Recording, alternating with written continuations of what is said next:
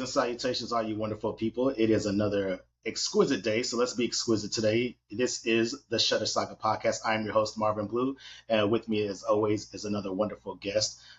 This episode, I wanted to bring in a new friend, just someone that we danced. We've been in friendship circles where we've had mutual friends for the longest time. And then finally this year, she took the bold step of getting to know me. And I was like, good on you. I'm glad you were brave enough to take the opportunity to get to know the kid. And no, I'm just kidding. All jokes aside, she just was an amazing person. We got to finally meet her in person after like just back and forth we've had for months, and just meeting her was an absolute pleasure. And we just kicked off a great friendship, and just there's so many similarities. But the bottom line features that we're both photographers, so we have this love of this thing called photography, and shooting weddings and doing what we love doing. So coming to us today from the Emerald City, Woo! gentleman, Candace Conner. Candace, how you doing, my love? Audience. Yes, I'm good, thank you. awesome. So you come to us from Seattle, man. Like, so let's talk about the backstory. Like, we met, obviously through mutual friends or whatever, but like, just the energy you brought. I mean, it was obviously contagious. You had a wealth of knowledge, and you just was like, just you see, like, it's one of those things. Like when you sit with you, you can't help but become friends with you because you're just a cool person. Oh, Like, I so love this. Thank you, when did it Marvin. all start for you with photography? When did you grab that camera and say, you know what, let me piss off mom and dad and everyone else in between, and let me just do this thing called photography and make money with Well, make money. Okay, so yeah, that's different. Now, I've always had a camera, like those kids who, well, maybe not those kids, but the 90s kids who have the disposables. Like we would buy them in bulk, and I would have disposable on me like all the time. It was just my thing on like field trips, family events, like all the things that was just my thing. And we take it to Walgreens, and we have books and books of photos. Fast forward to high school, I started taking like, darkroom photography classes. And I was like, oh, this is really cool. Didn't really love it because it was very specific to the instructor's taste. And it. she, there wasn't really a lot of room for artistic exploration, if you will. And then just as an adult, I just always took photos. Um, and then let's see, fast forward 2017, I left my corporate gig unintentionally. Yeah. So for the birth of my second child, I before the world was shut down, I was looking to work a little bit more remotely so I could have some more time at home versus the commute and just the hustle and bustle that I experienced with my older daughter. And that wasn't really an option at the time. So I was like, okay, cool. Well, I'm gonna pivot, and I left. And I was like, well, I'm ready to start picking this thing back up again. So I bought my first little DSLR. And I wasn't really um, trying to do it professionally at all. It was just a passion of mine, and it was just something that I was already doing, documenting my kids, my family, and all the things. And then friends and family were like, "Hey, can you do this? Can you do that?" And then word of mouth spread really quickly, like within 60 days, and I was earning money, and I was like, oh shoot, I think I'm a business now. Let me go file. So that's when the business actually started, was 2017. And it was a really easy transition because I have a really strong hyper focus where it's like, okay, so this is what we're doing now. And this is what we're going to learn to master really, really quickly. Very different from darkroom photography, with film cameras in my high school years. But Mhm. it was a very quick and easy transition for me. And I think my first wedding, my friend asked me to shoot, and I was like, no, that's too much pressure, please don't. It was a 10-hour day by myself, full wedding party, all the things, and it was very hot, and the adrenaline rush was crazy, but I was like, oh my gosh, this is crazy, but I want to do it again. Like, it was terrifying, but I want to do it again. I have to do this again. It's I don't want to. addictive. Yeah. Yeah, no, it really is. People are like, why would you do that to yourself? You were so stressed. And I was like, I know, but it was amazing.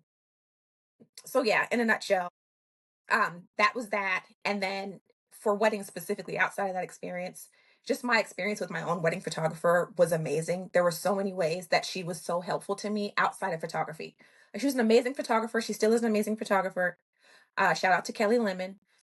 Love her down. But I love the way that was just she was very knowledgeable about marriage, which I was and am very passionate about, but just so many things that I wasn't aware of. I'd never been in a wedding before.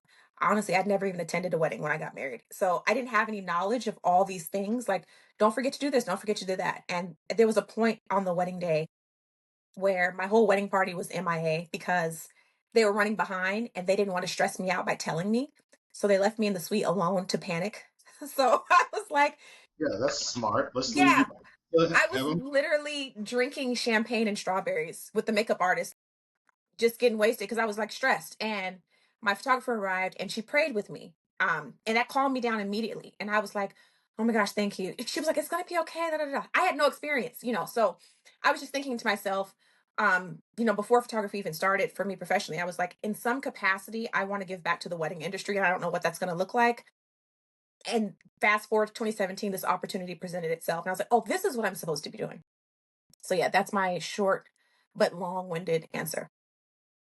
But we all got to know.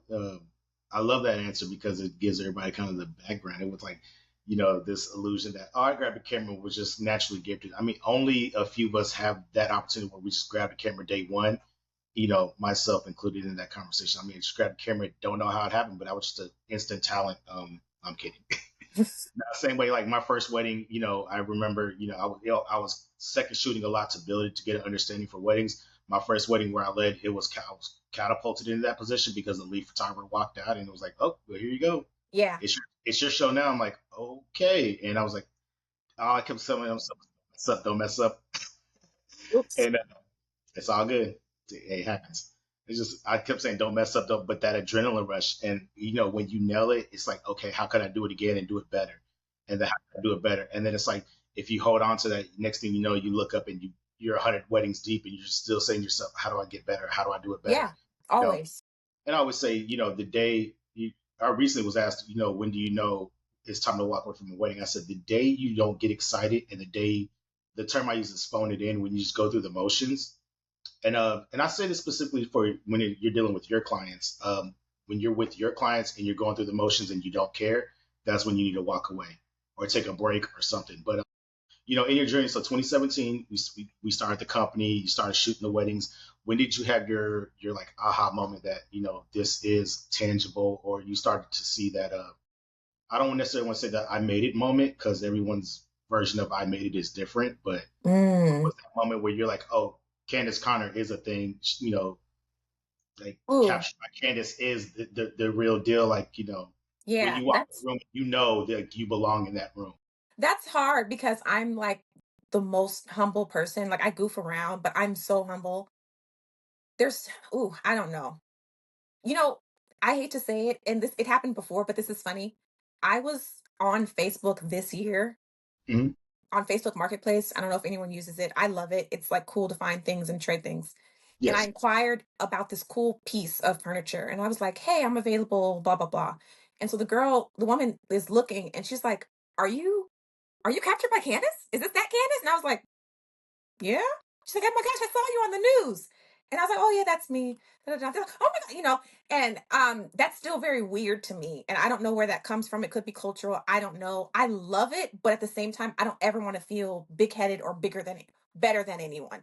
But at the same time, you have to be like, hey man, you've been doing this, you kind of know what you're doing. Like celebrate yourself a little bit. So I think officially like 2021.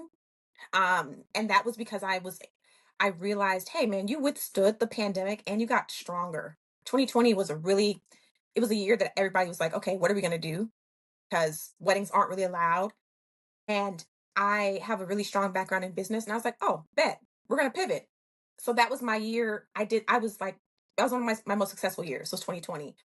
And so looking back at that in 2021, I was like, "Oh, you can do this. Like, and this is sustainable and you're good at it and you're good at pivoting and you have, there's the artistic ability, but can you withstand the business?" And I could. And so I was like, I think I looked quietly. I'm like, I think I did this, So I guess those are the two answers.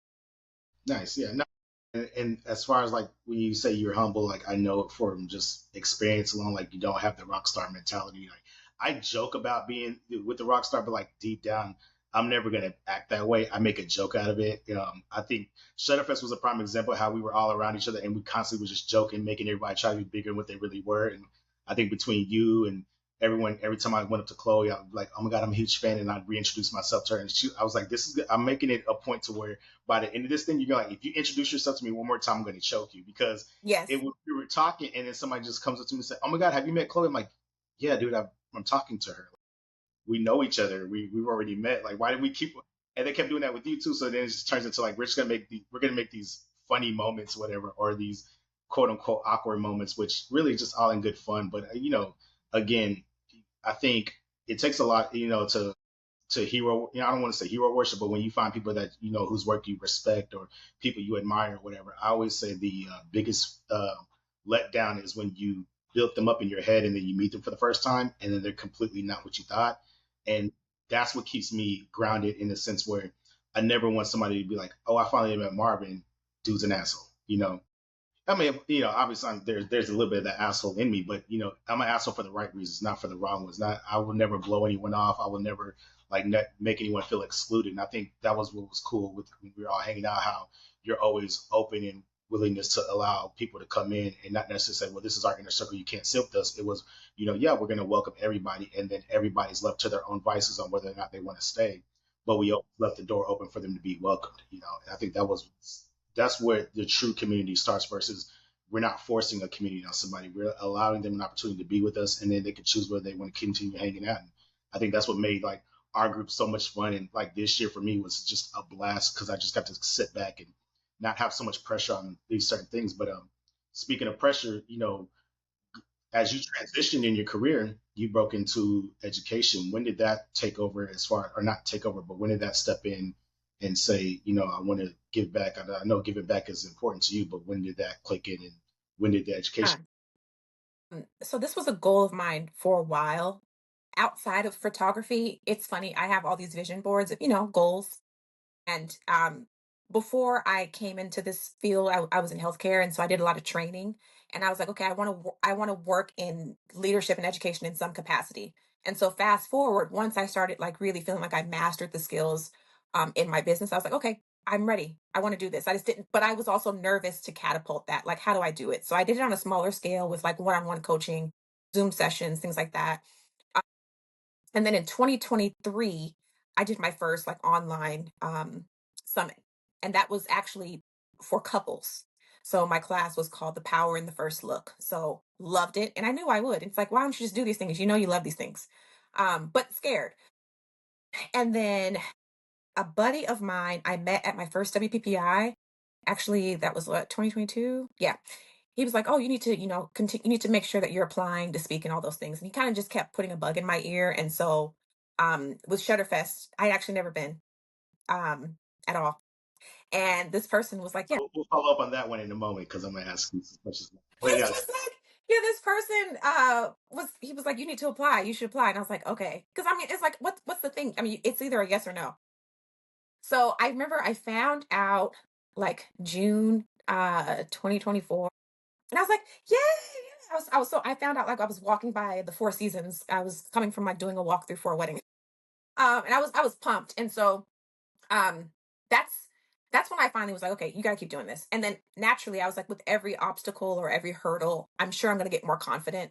Because it's not so much, I'm not trying to like brag. It's not so much that I don't have the skill set. It's just sometimes, in any industry really, people are like, well, why do you feel like that's something that you should be doing? Or why do you feel equipped? Or how long have you been doing this? do you feel worthy? It's I don't want to say self sabotage, but the comparison. It You is, know, yeah. Comparison is a thief for joy. Did you earn it? Did you put in the work? Did you pay your dues to get to this spot? Like, oh, we've all been there.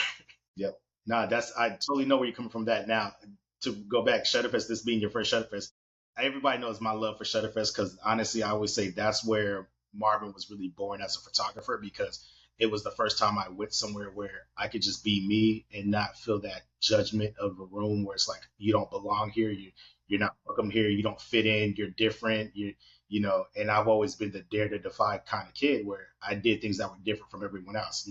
Yeah, I played football, but I was still the guy reading, crazy books and reading about philosophy and reading about sports psychology as I'm playing high school sports or just being a kid that wanted to grow up saying I want to be a photographer and everyone thought that was crazy. You fast forward, here I am a photographer. But going through the first crazy experience of Shutterfest, how was that for you? Was very cool. Okay. I didn't know what to expect because conference wise, I've always only done WPPI because being in Seattle, that's the big conference that's on our coast. I've just always done it. I've always loved it, so I didn't know what to expect with Shutterfest. And I had started talking to people, and they were like, "Oh, it's very different. It's this. it's literally, ongoing shooting and the culture is this and this and that. So I was a little prepared and then I got there and I was like, oh, this is very different. So this is it's more intimate. And it honestly felt like a big sleepover for photographers, like adults. In a good way. Like it's like when you go on a senior trip in high school and people are staying up and they're shooting. Like that's how it felt. And it was very fun. So I definitely want to go back. But I was like, yeah, this is very different than my other conference experience.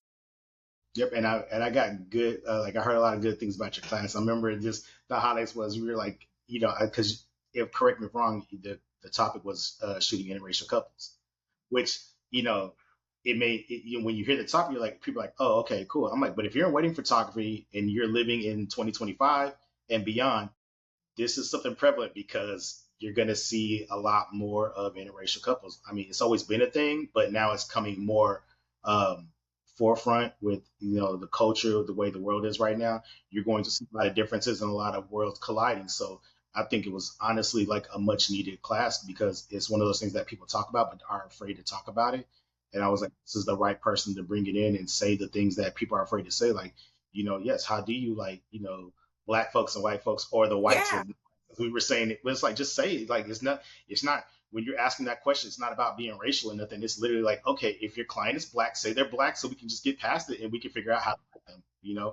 And yes, you're gonna do a wedding where you're gonna have a really dark groom or bride and a really pale bride or groom. I've seen it Yeah. 100 times. And the challenge is how do you light it properly without making them both look crazy? And Yeah. like, I don't know why people don't want to talk about it. I'm like, I didn't honestly, but the thing is, that's where 2020 was such a big light bulb year for me because I didn't know that was such a difficult thing in Seattle. Most of our couples are diverse, and that's how it became my niche. My niche is interracial wedding photography anyway. I was like, I want to serve this market. I didn't know that you guys were having this issue. But I would get on consultations and my couples with, one is very has a much deeper complexion and their partner is very fair, like low key, can't can't tan at all. And they're mhm. like, we have had bad experiences and we want to make sure this is our wedding. We don't want to have and I'm like, oh my God, yes. Like I would hate to pay anybody $200 even. And I look crazy. Like I look super dark or super bright. And so people, run around, especially here, saying, "Oh, I'm a natural light photographer and I'm this and I'm that." And you guys don't know any lighting basics. Mhm. And I think, I don't want to call them basics because you do need to know what you're doing, but I think that's a fundamental that everybody should know. Mastering skin tones, especially when you have them in the same frame. So, yeah, I made sure to be sure that that was the class that I was like, this is the one I definitely want to talk about. And I had some pretty good feedback. It was interesting to manage because mine was hands-on and we're Mhm. outside and it's hot and we had all these locations. But my friends came, people wrote in the comments, my friends came and helped, and I really appreciate it because I couldn't have managed the group without them. Yeah, if I didn't have a class during that time, I would have so been there. Like, and that was just like the three classes that I really wanted to go to. I had obligations, so I couldn't make it. I was like, oh man, I'm gonna miss out. But Sure. you know, Sure. No, I'm oh, kidding. I meant to. I'm You kidding. I'm know, kidding. I would have been there. That's okay. When you teach next year, I'm gonna make it a point to be at your class, and I don't care who I got to piss off to do it. Even if I don't need the class, I'm still gonna show up just to like Thank sit you. and just smile at you and just mess you up on purpose, which is like the most ridiculous cheesy smile. No, so I mean, so you breaking into education. What's been, in 2017 getting started? You're now getting ready to hit that momentous. You're a few steps away from being at that decade mark where everyone. I didn't realize until recently because with me being 12 years in now, a decade in the business is a big deal. So how does it feel as you're on the cusp of a huge business milestone? How's that? Honestly, it's crazy. Like, it's so normal to me. I was one of the lucky few that I didn't have to make a transition from how do I leave my job to how do I do this. So when I started my business, I was married. I'm not married anymore, but it was easier for me to build because we had a two income household and I was still on maternity leave. So to see that I'm still standing here and that I'm still growing, financially so I can be successful and I don't have to take a ton of clients so I can still service the clients that I do have and give them the attention that they deserve, is amazing. Like I still don't believe it. Like it's a great thing. And even when I wake up, like even knowing my kids, with my routine, they know mom is home. Meaning like if they need me for the most part, I'm physically available because I'm working at home and I pretty much shoot on the weekends and I have the hours that I shoot on the weekday. Just that flexibility. I'm Words don't describe how grateful I am. It's amazing. What's and it's something I always ask everybody that's doing it after like the 3 year mark. What's kept you motivated during this time to continue to, push yourself and grow? Oh, my couples. I love them. I mean, I love talking. So for example, this is how I do all my consultations. Some people just call or they shoot a text. Some people take out to coffee. After the pandemic, we don't need to do that anymore. We can just get on Zoom. Everybody, we get on a phone call and I want to hear their entire story. I'm like, please don't skip any details. I love it. So my background's in social science. I love learning the hows, the who's, the cultures. How did your cultures get along? What did you see in him? What did you see in her? How are your families receptive? Like, what do you guys love to do together? Why is this wedding date important? I literally love telling their stories. So people are like, oh, I'm a documentary photographer, or I'm this, and I say, oh, I just specialize in storytelling, literally. So what do I need to capture to tell a complete story of the day so that when you guys look back at it 5, 10, 25 years from now, all those moments are there that help you remember what happened and those feelings that you had. Nice, I love it. And then I guess on the business side, because if got to ask a couple of business questions. How do you specifically? How did you find your voice in this crazy thing of photography? Because like you mentioned, people say they're documentary photographers, or people say they, I'm a specialist for moments, or I'm a lighting specialist. Like everybody tries to find some cool thing to uh, attach to themselves, but I mean, in realities, everyone is still searching for their voice, and they're just kind of faking it till they really define their voice. How did you specifically find your voice? I just didn't try. We say like people are like, well, what box do I fit in? I just didn't. I just told the truth. And the truth was I've been taking pictures my entire life. Um, and the value of what they mean to me. Like I used to always say it, but I try not to be a Debbie Downer on the phone anymore. But I say, like, if my house were to burn down or if I had to grab something, I would always grab my albums. I have those old school photo albums with the plastic with all those pictures, and they're not picture perfect, but they're amazing. And they help me remember all the times and all the people that I've lost and all those things. And so that's why I tell my couples because that's legitimately how I feel. Um, and it works together with the storytelling aspect of it. I even asked them like, how do you, when you guys look at your pictures, what do you want to see? What do you want to see in them? And some people are like, oh, I want to see smiles. I'm like, yes, I know, but what feeling do you want that to evoke? Are you pressed on it being like magazine worthy and voguish? Because if you are, that we might not be the best. I'm really big on authenticity and keeping moments organic. I think 90% of my couples, they call themselves awkward, because let's be honest, most people haven't hired a professional photographer before outside of senior photos and maybe a corporate headshot, but usually that comes through their job. So asking someone to share their most intimate moments and be vulnerable and share a little PDA with their partner in front of a stranger is wild. So for me, the biggest part is the relationship aspect. A lot of my people come back to me over the years, we're pregnant, we're, maternity, or I'm planning on proposing, all the way to we're coming back year after year for family photos. Their story matters to me, and it's not like just a cute picture or I want something it's special for Instagram. And so the legacy that's behind it, and that's just the truth. That's not something I came up with. That's legitimately how I feel, and that's why I feel like whatever industry or niche you choose, it needs to be something that you're genuinely passionate about. I love it. I love it. I mean, I definitely share the same sentiment. I would say I capture moments, and going back, like how many, anytime a couple has like a family member, a father, a parent, a mother, whatever, some grandparent pass away, I know for a fact that that picture that I took at that wedding day is going to be something featured. I've been told numerous times, this was probably one of the best pictures that was ever taken of my grandma in like, 15 years. You're like, oh wow, and I'm, and to me, it's like, all I did was stand up next to you or whatever, and I said, "Take a look at your grandson," and she just lit up and took that smile.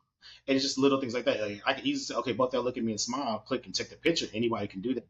But when I say create, capturing moments or creating moments from the couples, that's what I mean. Like just those moments. Like even when something as simple as when people say, "Oh, make sure you do a walking shot." Actually, I don't do just a walking shot. I say when I say walk towards me, whatever, and I say, "Hey, look at her the same way you looked at her the first time you took her out on a date, or the first time you took her Mm. like, oh, and then I see that like light up face because I mean, there's two people that are genuinely in love, and it's like, when's the last time since the moment you start dating that you walked and held her hand and like, oh, I haven't done that in forever, or we've gotten so comfortable in our relationship, like, oh, let's go back to that day one, let's go back to that nervous energy I had the first time I held your hand, or is this the moment I grab your hand and hold it, or is this the moment I get a little bit closer to you, like all those moments I bring back up or whatever, and then I specialize in creating this new moment for them to just reinvigorate their love. And I think that's what I love about it, And so, yeah, I would say right there with you creating moments. I think so, and that's what keeps me going because like how many more moments can I create? Am I going to have the career that's going to expand into a million different households Yeah. and and I think that's to me is like really cool that I have the ability to do that. Yeah. Continue. And oh, go ahead. I said I continue to do that at a high level, which is super awesome. Yeah. I was just saying to your point about um, the walking shot, for example, and giving them a prompt, as we say, but giving them something to think about instead of just pose for the camera. I hate the Um, term prompts. What prompt to use? Like, dude, it's right. two people. Right. Like, Yeah. Yeah. Yeah. yeah, a Yeah. It's prompt. not a writing prompt, Yeah, yeah, but give them a, giving them something to do and giving them yep. something to think about, and it helps them be present in the moment. I've been talking about that lately on Instagram a little bit. I've been a little busy, but I've been trying to just explain to people the purpose of, for example, an engagement session or any couple session. I always say it's an exercise for sure, but it's also an opportunity for you guys to reconnect with one another. Like, don't bring your kids, like get a babysitter, get cute, plan to go out afterward. And it allows them to really like, oh, we're out together. We're not thinking about life and our responsibilities. And it allows them to pause and slow down and be present and remember why we're doing all this wedding planning.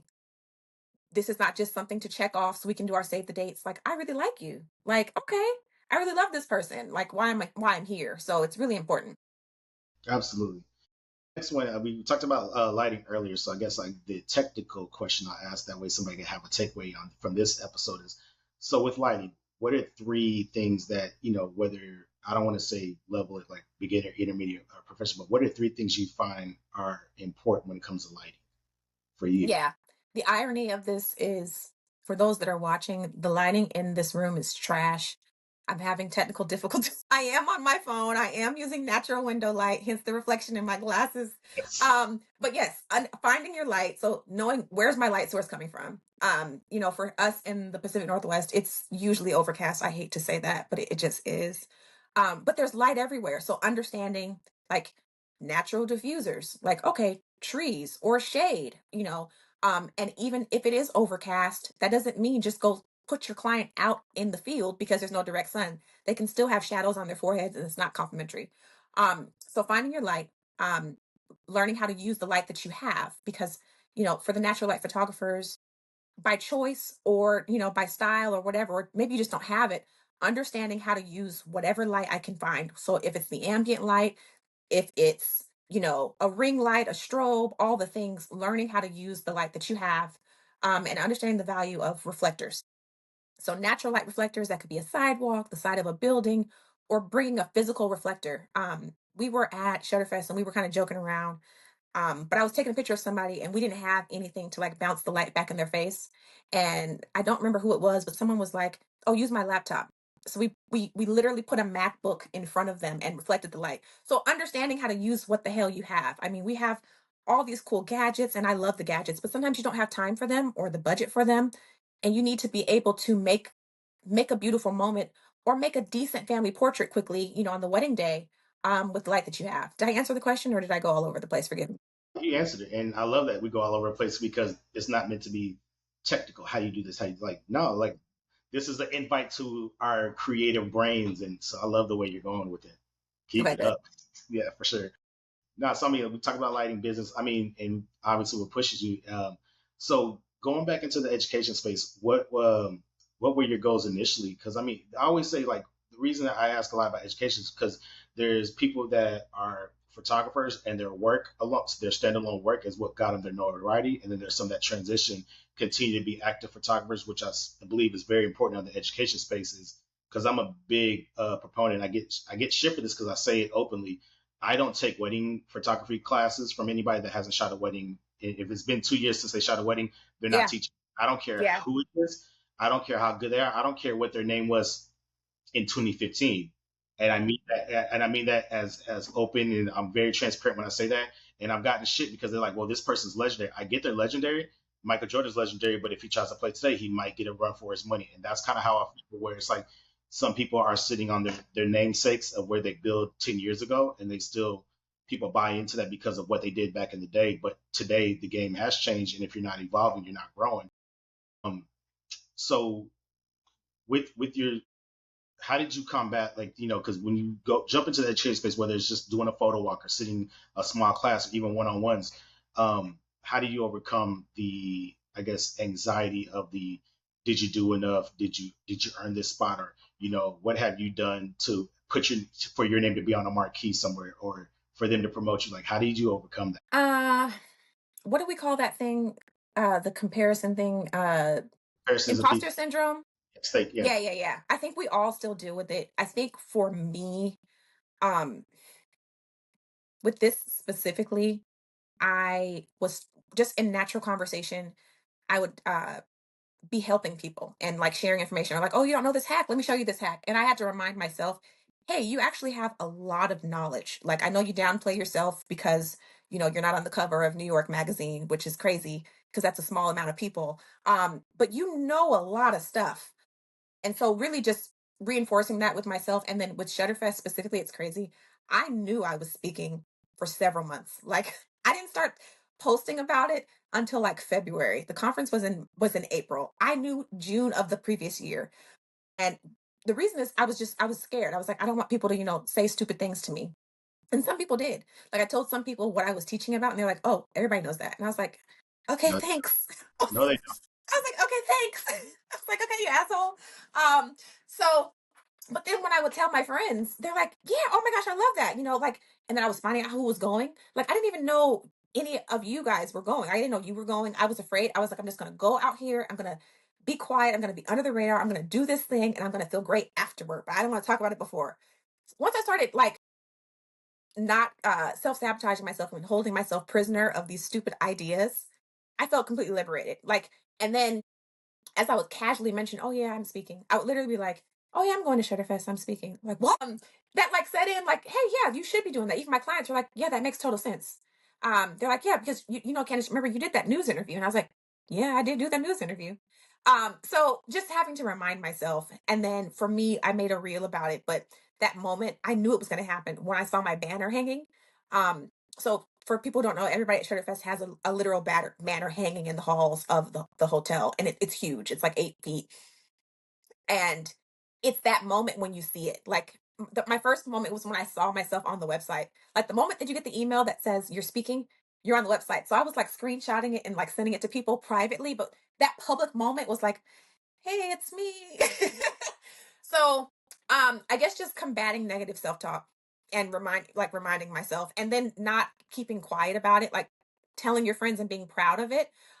Because my community actually really helped me reinforce those powerful beliefs of like, yeah, that makes sense. You're good at this. You know what you're doing. Why wouldn't you be? So I hope that Yeah, answers that. I think one of the things I'm now really overcoming is kind of this statement to live by. I heard it years ago when I put, in sports and just being in the army, and it was it ain't bragging when you do it and you back it up.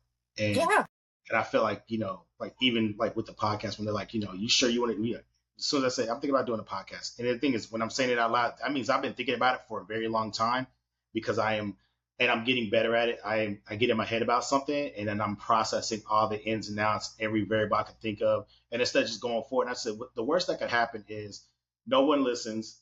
I'm doing this for no reason other than connecting with my friends and having conversations. But when did that become a bad thing? When did reaching out Yeah. to friends, having conversations ever be a bad thing?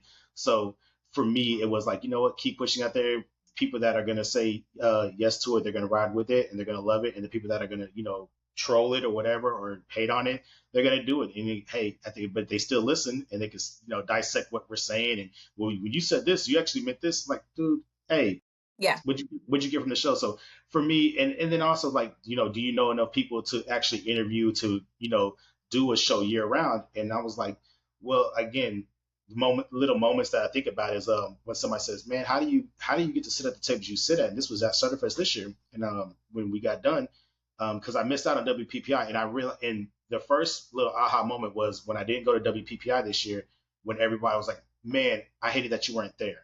I was going to do that because you were going to go to this shoot and I knew you were going to be there. And then with you not being there, I didn't get to pick your brain. I was like, oh man, yeah, I couldn't because of, schedule conflicts. But then I was like, man, that let me know like, oh, when I'm not there, people know like certain places I'm going to usually be at. When I'm not there, there was an impact of my absence.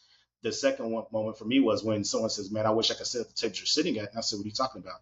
It's like I look up, you're sitting next to, and they just started name dropping like instructors and well-known photographers. I said, "Well, these are just people that I know. We're cool. We all hang out and whatever, and we all just chatted up, and you build your own community. It's like, but no one's like gatekeeping. You can go out and make friends. It's okay. Like, just don't be afraid to just handshake somebody, just introduce yourself." And where the joke with the whole like before, like I said with Chloe, I always say we joked with each other to a point where we everyone thought we knew each other for years, and this was like our first actual physical time meeting each other. Oh And wow.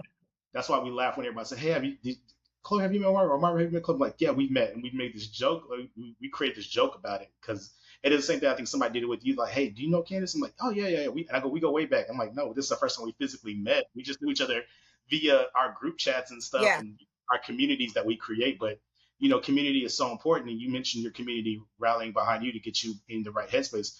Um, let's hit on that a little bit. Mm, How important is your community? I mean, because you're like me, you have such a dynamic community. You have your inner circle, then you have your outer circle, then you have yeah.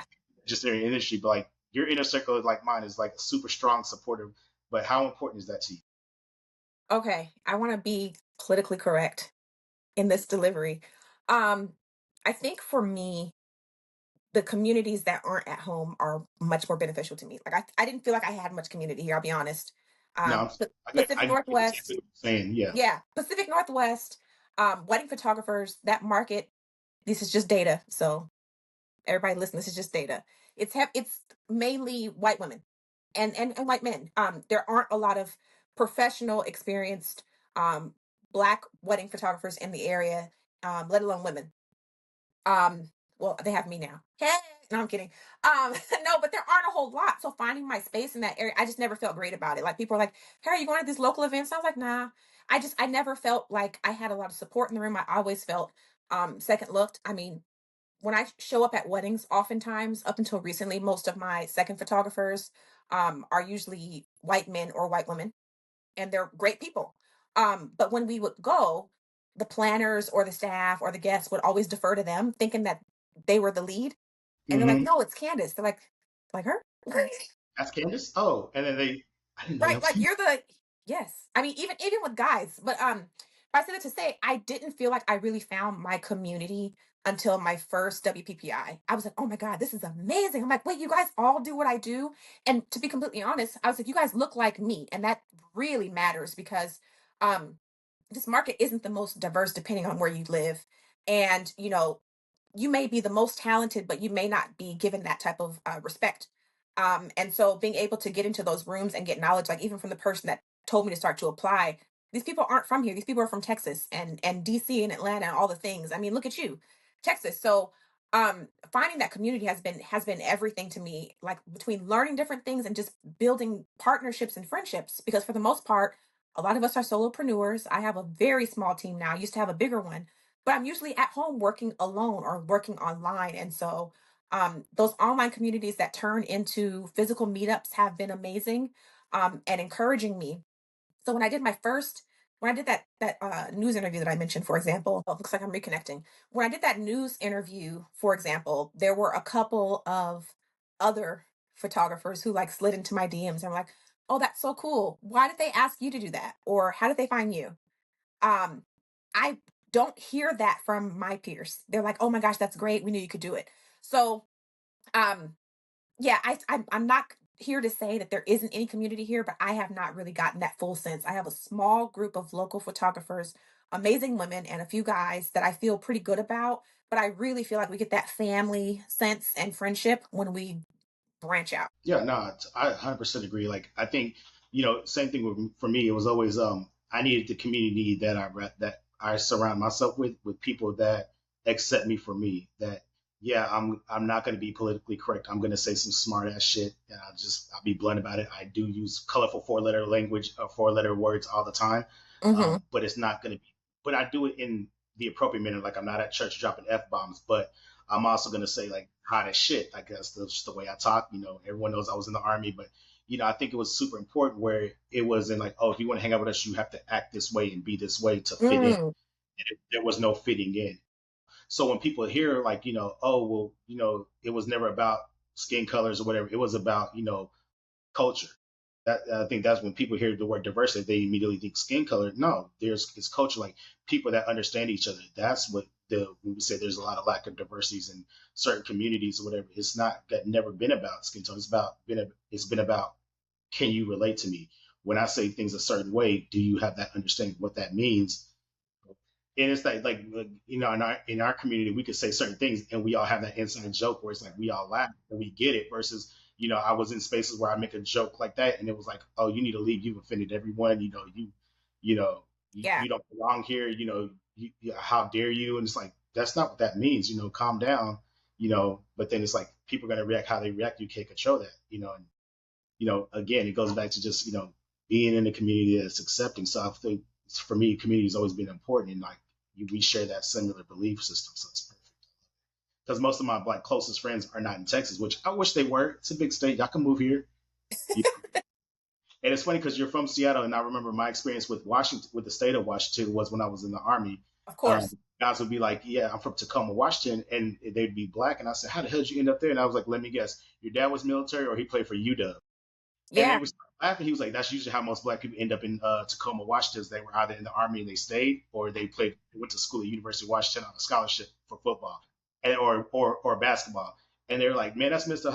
Why would you say something like that?" I said, "Because it's probably true." And it's like, Yeah. oh, it's almost like a 90%. Like, it's almost like, is there a barbecue joint? There's one every 5 feet here in Texas, so it's like one of Yeah. the things. Like we joke about it, but it was like the wrong crowd would hear that and they just immediately would think like the wrong thing.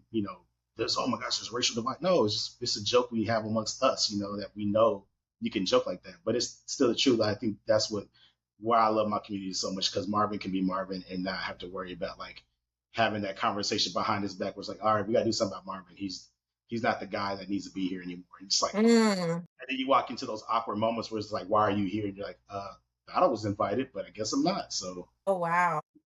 I mean, but again, it's a part of growth, and you're not going to fit into every crowd, and that's fine. But I always say I'm a big proponent of crashing the party, so inviting myself to places I'm not invited and breaking down doors, and it's got to start with one person doing it, and then you pave the way for other people. But in the spirit of paving the way, I mean, you do realize like you've opened up a lot of doors for women of color, women in general, period, to show that they can dominate in what was known as a once male dominated industry in photography. Like the amount of photographers that are women now are night and day difference from when I first started. But I always Yeah. said, to me, like it's there, and if guys sit back and just rest on their laurels, they're going to get passed up, and then it turns into the, oh well, she got ahead because she's a woman, and women relate to women.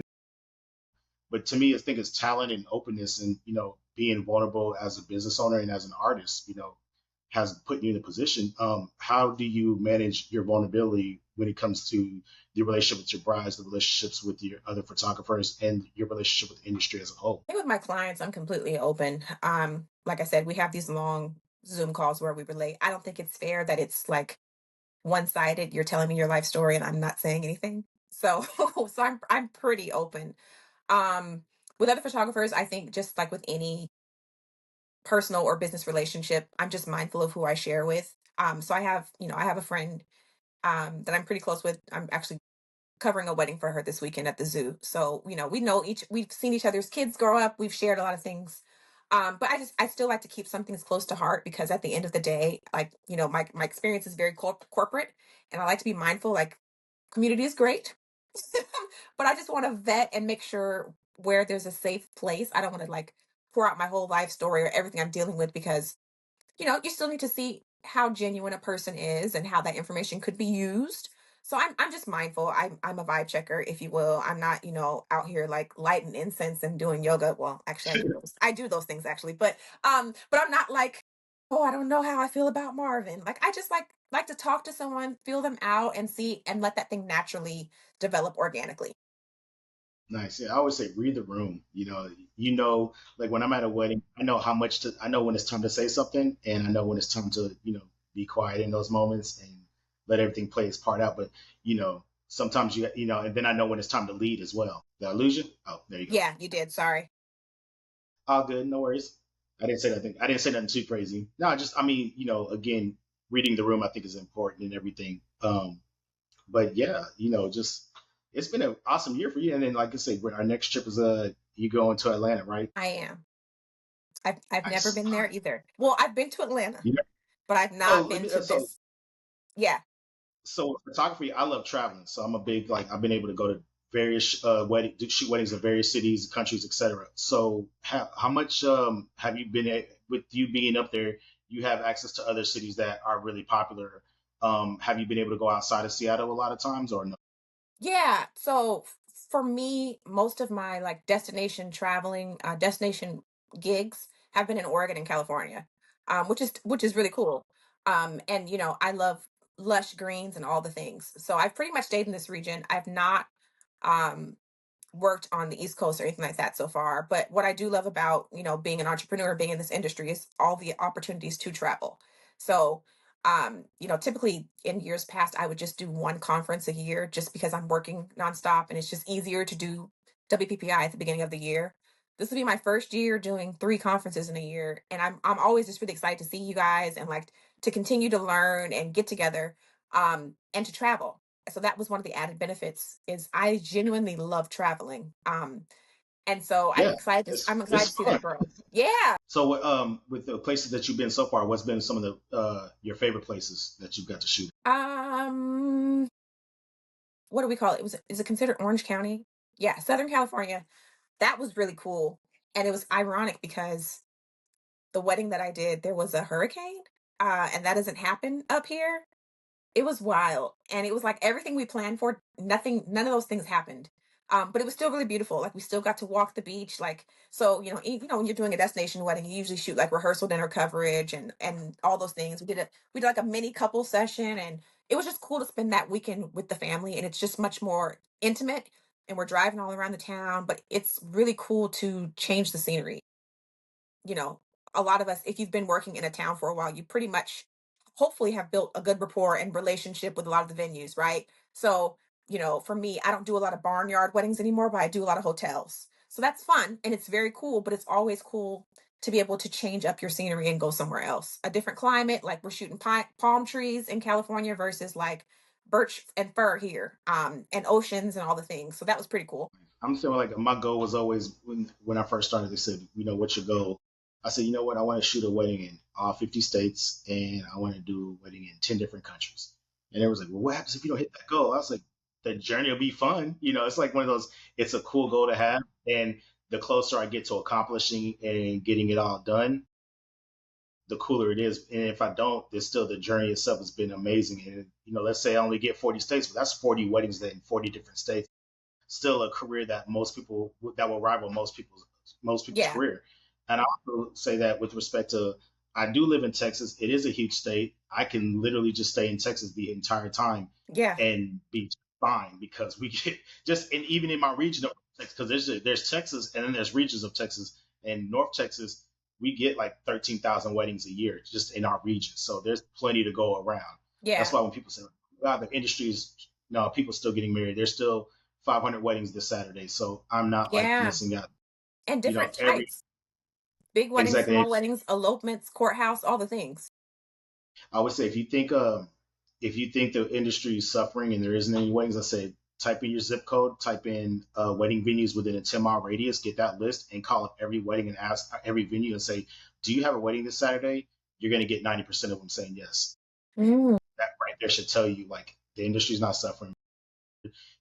Maybe the budgets are suffering, yeah. but people are still finding a way to get married. So now we have to find a way to maneuver ourselves to get in front of the right people. And I know, like, I feel like I'm preaching to the choir when I say, oh, that's actually a great segue to my next question. Know your value, know your worth. How did you, as you navigate this industry, how did you, really establish your value and your worth to the industry? Um, I think for me, I wanted to give everybody a luxury experience, and I kind of feel like I redefined that. I mean, that doesn't always mean the four seasons. It means literally the level of service and commitment that I'm giving you. So that could be from um I'm really big on customer service. And that means like from the moment that you hit my website, you've got an easy map to see what I do, why I do it, how do I get a call with you. Like I would have my admin follow up immediately with information, set up a call where it's just one-on-one attention. And then I always tell my couples once they do book, I'm not just MIA until the wedding day. Like if you have a question, if you are curious about something, you can always ask me. I do give them like a thick wedding guide, but that's just to refer to in their own time. So if they feel like they want to ask me, hey Candace, like what do you think about this color scheme? Or I've had people often ask me about their bridesmaids dresses. Wedding photographers, we're putting on boutonnieres, we're meeting the parents, we're doing all these things. It's so much more than just showing up and taking pictures. And so that added value and experience that I added, a lot of my couples were like, oh, she knows what she's doing and not just taking pictures. She knows the industry. She knows things that we haven't thought about. And that's the additional value that I wanted to bring. But also having those business systems set up. Because if I'm going to be paying someone money, big or small, and I'm trusting that I'm making an investment, I want to see like how are they operating their business? So I'm really big on that. Nice, nice. All right, one last one before I get you, because I got you, because it's been almost an hour since I've had you for your time, which I'm super, super grateful for your time and making time for me today. And I know your schedule's busy.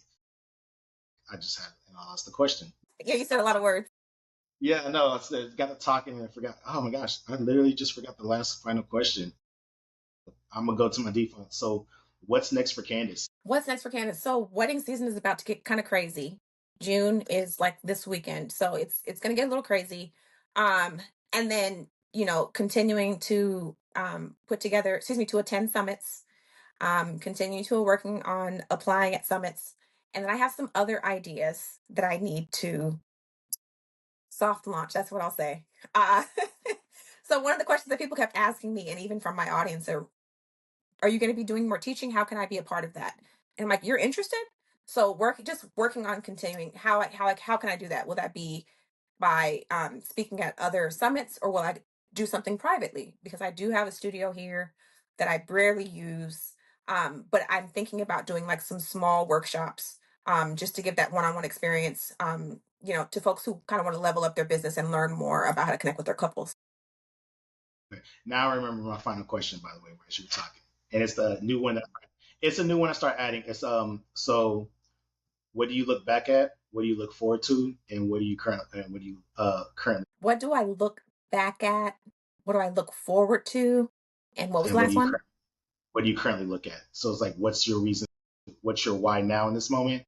What do you look back at? That's like, who do you reach back for or whatever? And then what do you look forward to? Hmm.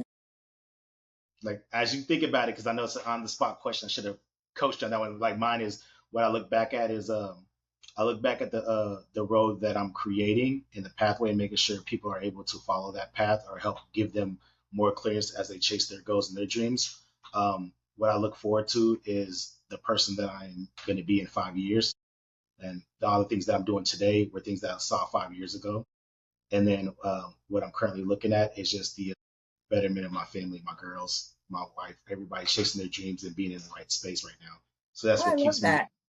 that's what keeps me grounded and keeps me going, because right now I'm in this moment. Everyone is doing what they want to do. When it comes to my wife being back in school and going for her master's, and my oldest Nice. is in college, and then my youngest is just coming into her own as an 8 year old, and she's gonna embark on a new journey of getting to travel and being homeschooled and getting to go to different places with me and get to have Ooh, versus hey, I gotta leave this week, and my wife has to now I can't start including my family. So 2020 nice. is gonna be a huge thing because this is gonna be the first time I actually like pull the bell and show my family like physically for the first time. Like that my everyone thinks my wife's a unicorn because they've never seen her with me. So Yeah, it's like, yeah. she's been there, she's still alive, she totally exists. But but those are like my three directional questions I would say. What I look back for, what I look forward to. Nice. Okay. That was a lot of information you just shared. I have an 8-year-old too, but let me try to focus. Okay, exciting for you. Looking back, thinking about how hard I felt like I had to hustle. So like to prove myself and to like meet my financial goals. So that meant like I feel like I missed out. Well, not missed out, but a lot of us are always trying to figure out that balance between, our work-life balance and especially being an entrepreneur. So looking back at that hustle that I felt like I had to have, currently appreciating the balance that I have in that I don't work every weekend. Like I think this year for sure, this is like the first year I finally started like living again and not feeling worried about like income or all those things because the level of quality I give my clients, I'm perfectly fine not having to work 55 million weddings. Um, I only take 15. And so that and being able to have a social life and being very present for my kids. I have one in college and I have an 8-year-old as well. And then not forgetting myself. So I get to do things on weekends now. Not all of them, but I get to do things. And forward, continuing to look at scaling that and, whether that be more teaching or speaking, still shooting less weddings and still giving attention to quality over quantity. And still living my life. One of my things was I didn't want to look up and see all these couples who I've gotten. I photographed their weddings and their children and all the things, and my life has just kind of gone by. So I want to, continue to manage that and still live for myself as well, because you got to be happy. Absolutely, no, 100% agree. I'm excited for that for you. So like I'm excited to see like what's on the next, what's on your radar, what's coming up next for you, and getting to be a part of that cool journey and get to just as a friend getting to cheer you on, and then as a student getting to learn from you, and then that just as a peer getting to bounce ideas off of you. It's a three prong approach that I get to have in this relationship that I have with you, which is amazing. Super excited Hey, for you. Marvin. Thank you so much for your time today, guys. I mean, where can everybody find you at on social media? On social media, it's literally my business name, captured by Candace Photo. It's long, but I felt like if I don't change it, people will still find me, which is great. So it's just as it's spelled, captured by Candace Photo, and it's the same thing online, capturedbycandacephoto.com. If you just Google it, I'm the only one. It's just me. I'm the only brown girl out there with that name. So that's me. And we're gonna plug all your information in this, so make sure everyone can find you and everything. And again, as Yay, guys, come see me. I have changed up a few things about me. By the time you hear this episode, my rebrand has fully been completed, so you can now find me at Marvin Blue Studios on Ooh. Instagram, TikTok, Facebook, you name it, I'm there. And yes, I'm gonna go ahead and say it out loud, so it'll force me to do it. But a YouTube channel for Marvin Blue Studio is coming soon. We are going to do gear reviews, featured, how to guides.